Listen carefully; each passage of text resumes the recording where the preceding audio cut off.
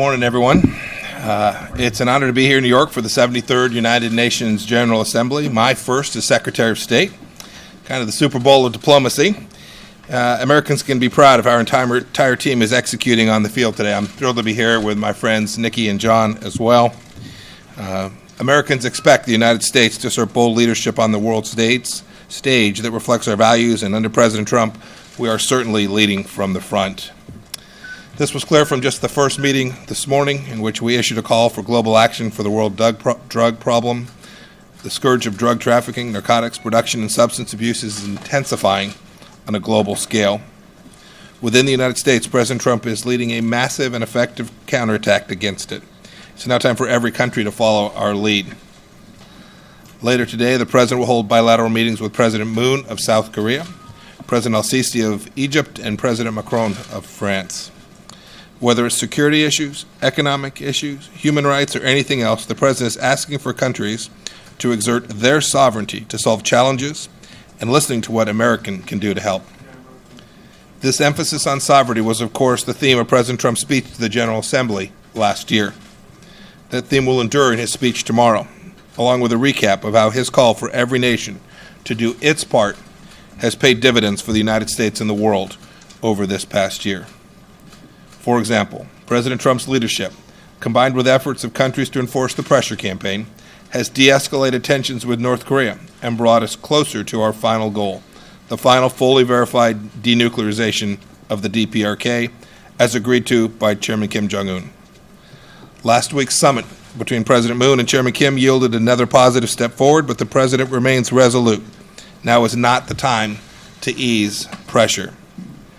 And as you've heard too, President Trump will address the threat of non-proliferation at the Security Council on Wednesday and the need for responsible nations to stop the spread of weapons and technologies.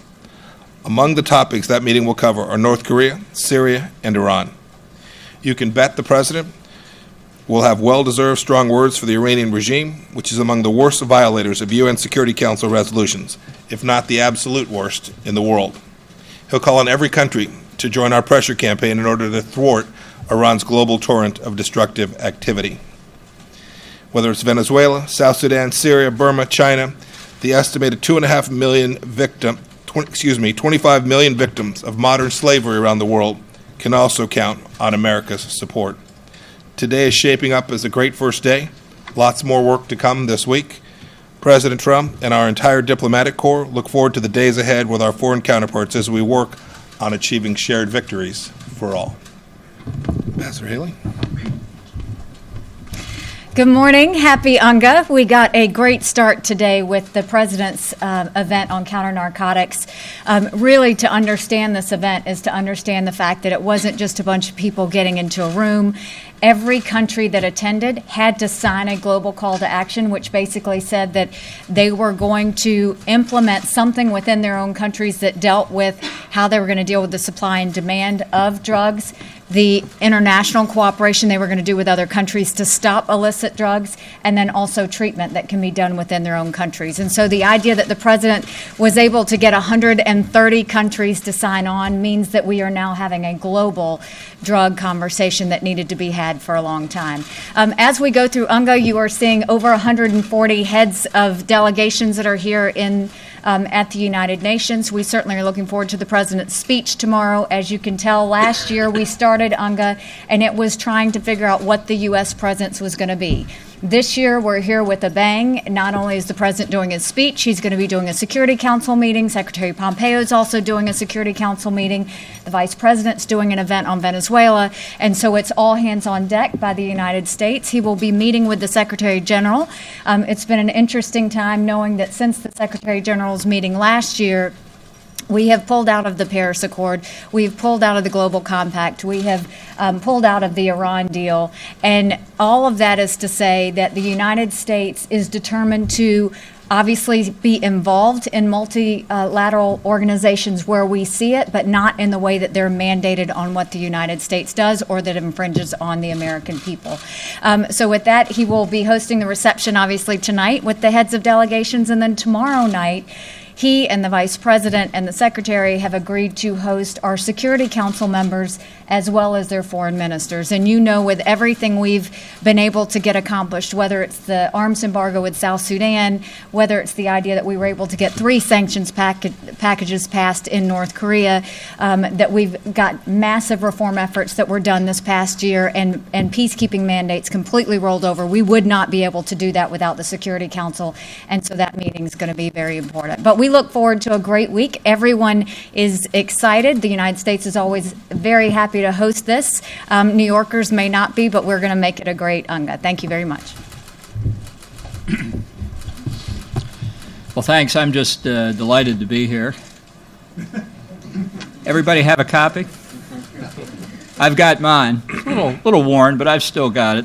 I just wanted to take a second and talk about one of the themes in the President's remarks tomorrow, and I have been around long enough to know that I'm not going to step on any of his lines, but he is going to talk and elaborate on his views on sovereignty.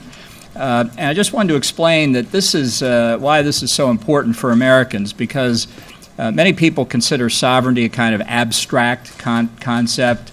It derives obviously from the word sovereign, meaning the monarch. But it's one of the reasons I think America is exceptional, and that is we understand sovereignty not to be vested in the head of state. We understand it, as the framers said in the Constitution itself, we the people are sovereign in America.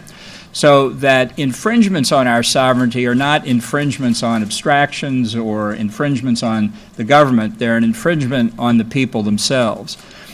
We express our sovereignty through the Constitution, through our political process. It's why that's so important. And it's why we believe, and of course I'm speaking in secular terms here, that the Constitution is the highest authority that we recognize. So in a number of different ways, the President's going to address this issue. I think it's a continuing theme of his. As Secretary Pompeo said, it was a theme in his last address to the General Assembly, will be this year, and in a variety of other contexts that you'll see. Thank you. With that, we'll open it up to questions. Steve Holland. Mr. Secretary, will you raise with the Russians this, what you're calling an escalation of sending these S-300 missiles to Syria? So there are many topics that we'll talk about with the Russians. I'm very confident that their latest decision to move the S-300 will be amongst them. Ambassador Bolton said the most recent conversation when he met with his counterpart, now 3 weeks ago, perhaps 4 weeks ago. As I said yesterday, we're trying to find every place we can where there's common ground where we can work with the Russians. We're finding lots of places where they're working against American interests, and we will hold them accountable for so doing. Will you meet with Lavrov while you're here? Yes, I'm sure Sergey and I'll have our time together. Matt Lee from the AP. Oh, I don't really have anything to ask. I'm in the middle of writing something. But I will, I guess. Ambassador Bolton, when you talk about sovereignty and your threat to prosecute the International Criminal Court, do you expect the President will repeat that that threat? And exactly what is the legal basis for saying that you will prosecute ICC prosecutors or judges? Well, as I said a moment ago, I'm not going to say anything specific about what he's going to comment on, and the authorities that I referred to in my speech to the Federalist Society are largely drawn from the American Service Members Protection Act of 2002. John Roberts, Fox News. Two questions. First one's not exactly in your purview, but as you spent the morning with the President, do you have any idea what's currently going on with the Deputy Attorney General? We don't have any comment. You'll have to talk to the White House about that. Then let me ask my second question. North Korea. You're having a lot of talks with North Korea. You're not seeing what you need to in terms of denuclearization. How long do you leave the door open before you decide this isn't working? Yeah, John, look, you have to remember this is a process that will move forward. To set a date certain would be foolish. But make no mistake about it, the conversations that we're having are important. They're putting the opportunity to complete the denuclearization in place, and we will continue at every level to have those conversations. Some of them you will all be aware of, some of them you won't know are taking place. There are There's lots going on so that we can get to the place where, in this place where this week, right? These are the UN Security Council resolutions that demanded that North Korea give up its nuclear weapons program and even more broadly, its nuclear capabilities. Those aren't United States demands, they are the United Nations demands, and we're working to assist in implementing them and to help Chairman Kim get to the right place to honor the promise that he made to President Trump in Singapore. Are you optimistic that he will come through on this? Yes. Secretary Pompeo, just to follow up on that point, President Trump said earlier today this second meeting will take place quite soon. So my specific question to you is, what does North Korea need to do before securing that meeting, or has it already achieved that privilege? I'm not going to get into details about it, but the President said this morning they'll meet quite soon. I'm confident that will happen. I expect I'll be traveling to Pyongyang before too long as well, to make the final preparations for the second meeting between the two leaders. Would that be before the end of the year? What is soon? Yes, Lord willing, I'll be traveling before the end of the year. Francesca, to Thank you, Lindsay. I'll start with you, Secretary Pompeo. North Korea says that it's looking for reciprocal actions from the United States in order to enter into a nuclear deal. What at this point would the United States be willing to give up to North Korea, since you guys have said that sanctions are not on the table? And then I have a second question on a second topic, but you might want to answer that. So I have said repeatedly, and I shall remain steadfast, we're not going to talk about the state of the negotiations. It would be inappropriate for us to do that, or our North Korean counterparts to talk about particular deal points, things we're working on. But the fundamental principles remain the same. We expect the full, complete, verified denuclearization of North Korea, and until such time as that occurs, the economic sanctions, the sanctions that have been put in place by the United Nations Security Council, will remain in place. That's the core proposition that the President agreed to in Singapore, and it's the one we're going to continue to honor through the whole process. Okay, then the second topic. Canadian Prime Minister Justin Trudeau is among the U.S. allies who's not getting a private sit-down with the President this week, it would seem. So what does that say about the relationship between the United States and Canada right now? And what does it say about the possibility of securing a trade deal with Canada?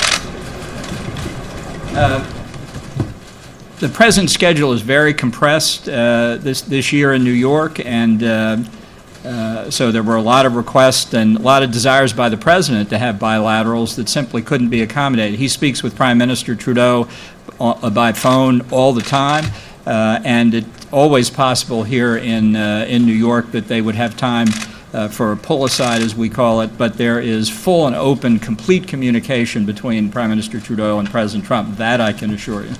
Lindsay. Emerald Robinson, One American News. Thank you, Lindsay. This is for either Ambassador Haley or Secretary Pompeo. In an update on Pastor Brunson, there's rumors that he could be released next month. Any comment on that? Is that true? And are there conversations going on this week in regards to him and Turkish sanctions? Yes, he could be released this month. He should have been released last month, and he should be released today, in fact. We've talked to the Turks. They know the expectation. Pastor Brunson and the other U.S. persons that are being held by Turkey all need to be released by Turkey, and they need to be done. That needs to be done immediately. And I'm sure there'll be some conversations this week in furtherance of that. But make no mistake, there'll be nothing that we share with them here that we haven't shared with them already about President Trump's demands that these innocent people, these people who have truly done nothing wrong, not be detained wrongfully in Turkey. We move to the back of the room, the gentleman. Thank you very much, Secretary Pompeo. My name is Majid Dili. I'm from Rojal Media Network. I have a question for Ambassador Bolton or Secretary Pompeo to answer, which is about Iraq. Ambassador Haley last week elaborated very well at the Security Council of how Iran is practically taking over Iraq and influencing what's going on there. Iran now is appointing the Speaker of the Parliament. They're planning to appoint the Prime Minister of Iraq. They're taking over the country. What does the U.S. is planning to do in order to counter Iranian influence? Do you have specific plans in that regard? Thank you. Thank you. You're speaking about the Iraqi government formation process. Yes, I'm sorry. I want to make sure I had the question right. This administration took over at a time when Qasem Soleimani and the Ayatollah were running rampant through 5 capitals in the Middle East. and we have engaged in significant activity that has begun to counter the Iranian threat. Today, they remain the world's largest state sponsor of terror. It is our fervent effort to make sure that that not remain the case. We've put a number of restrictions in place. We will reimpose another set of sanctions come this November. Our actions in and around the Middle East have made clear we will not continue to accept Iran's bad behavior. In Iraq, we have been working to achieve a government that is an Iraqi national government. And we're hoping that the leaders, the people of Iraq have spoken, they had their chance to vote, and now they're in the process of forming that government. And we are working diligently to make sure that the Iraqi people, the voice that they gave during their election, is who ends up in leadership there. A follow-on, Kim Dozier from the Daily Beast. Rudy Giuliani over the weekend called for regime change in Iran. Does that follow with the Trump administration's desires, policy? As I've said repeatedly, regime change in Iran is not the administration's policy. As Mike Pompeo just said, we've imposed very stringent sanctions on Iran. More are coming. And what we expect from Iran is massive changes in their behavior. And until that happens, we will continue to exert what the president has called maximum pressure. That's what we intend to do. Yes, Ambassador Haley, you're the lone person here that has been with the administration since the beginning. In the story about Rod Rosenstein on Friday, it was mentioned that he had been involved in circulating discussions about invoking the 25th Amendment to have the president removed from office. Were you ever involved in any of those discussions? Were you aware of any of those discussions? And I did have a North Korea follow-up for the Secretary. I said yesterday on the Sunday shows that literally I have never once been in the White House where that conversation has happened.